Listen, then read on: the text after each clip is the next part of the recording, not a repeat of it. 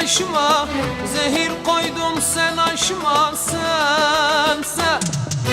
Sensin beni perişan eden, sensin beni derbeder eden. Ben ataşlara yaktım, dertlerime bin dert kattın, yarı yollarda bıraktın. Sensin beni perişan eden, sensin beni derbeder eden.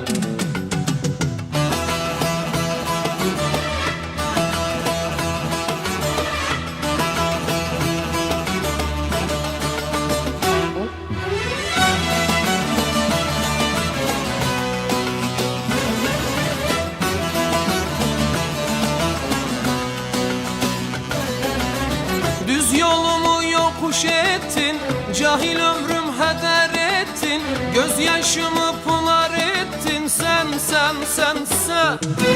Sensin beni perişan eden, sensin beni derbeder eden. Ben ataşlara yaktım, dertlerime bin dert kattın, yarı yollarda bıraktım.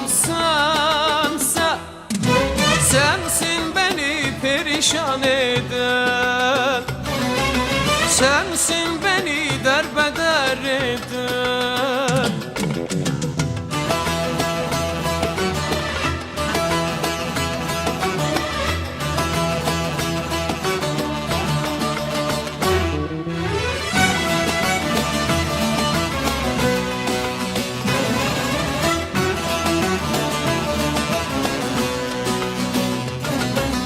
Kadrım kıymetim bilmedin, beni bir gün güldürmedin, haberler saldım gelmedin.